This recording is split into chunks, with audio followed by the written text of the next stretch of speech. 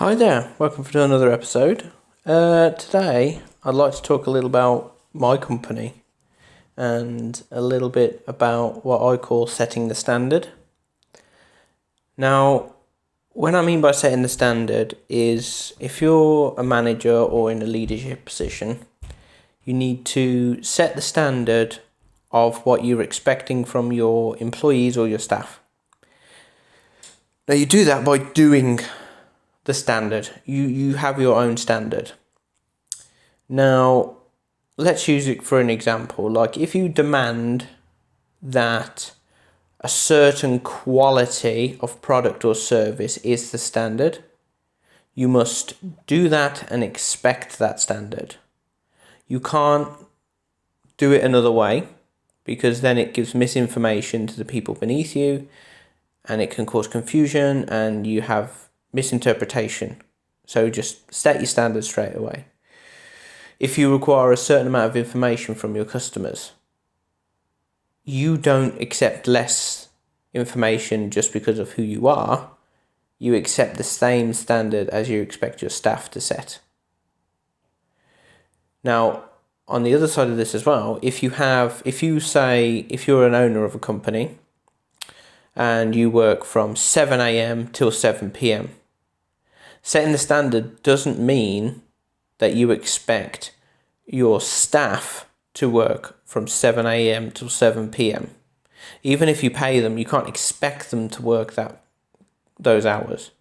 Some may do, but obviously you would need to reward those either with time in lieu or with extra money, like overtime. But some won't.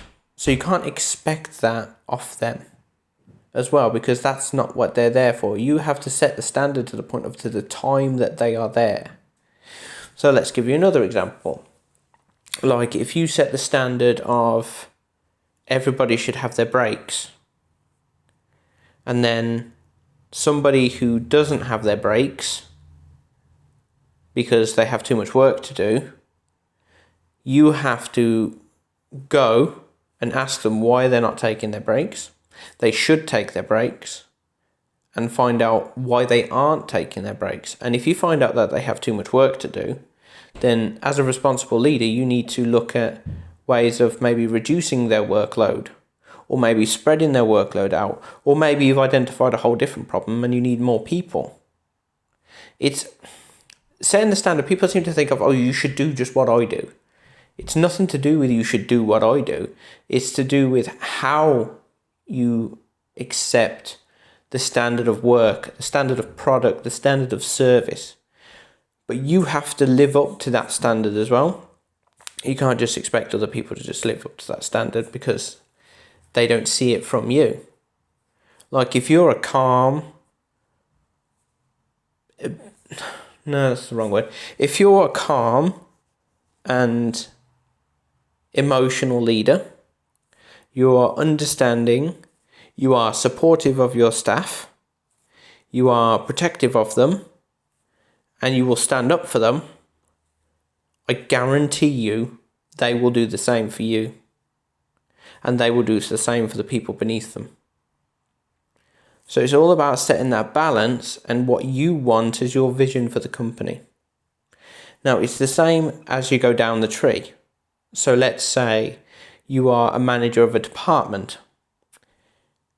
If you don't agree with what's happening above you, if you cannot change or control that, you can influence that by setting the standard within yourself and your own team.